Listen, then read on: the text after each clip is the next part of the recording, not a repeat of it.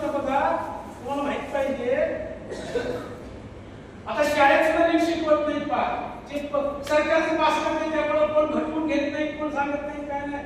आता जे शिक्षक काय करतात बघा, दिवसभरचा विषय संपला कारण आता जो परिवर्तन करायला गेलं आई वडिलांवर, त्यामुळे शिक्षक पण करत नाही आणि शासनच पास करते. आता तुमची मुलं पास होत नाही पा, डोक्यातून काढा, तुमची मुलं पास होत नाही, तुमची मुलं शासन पास करते, 10वीला 20 मार्क देते आणि पहिली ते 8वी शाळेत नाही गेलं पास करते. काय चाललंय काय संविधानाचं मला माहित नाही ना, काय झालंय या देशात, सगळा वेगळं चाललाय. आणि मग काय काय बोलतो भारतीय राज्यघटनेची प्रशासकीय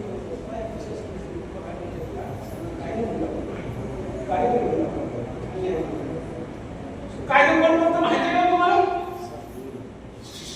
एवढंच सांगतो थांबतो. कायदे कोण करतो माहिती का तुम्हाला?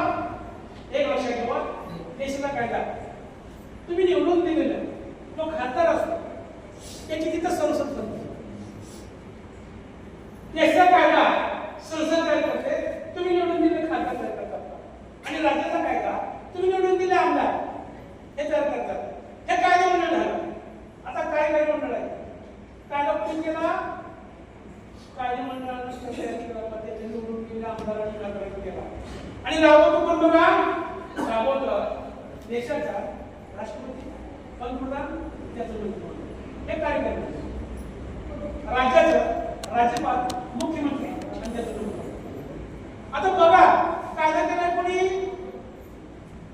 आमदारांनी, खासदारांनी. राबवते कोण? राज्यपाल, आमदार, मंत्रिमंडळ, राष्ट्रपती, आमदार, खासदार, मंत्रिमंडळ. पण तुम्हीच केलं काय? तुम्ही राबवते का नाही?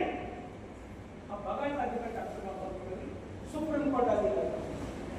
आणि आतापर्यंत काय घडले? आतापर्यंत रिझर्व्ह बँक असेल, न्यायालय असेल, सीबीआय असेल, ईडी असेल, या स्वायत्त संस्था आहे. त्यांचे अधिकार संविधानात त्यांनी निवडून आले लोकांना यांचा काही संबंध नाही पहा, काही संबंध नाही. या संविधानानं त्यांचे अधिकार त्यांना दिले आहे. त्यामुळे आतापर्यंत या 2014 पर्यंत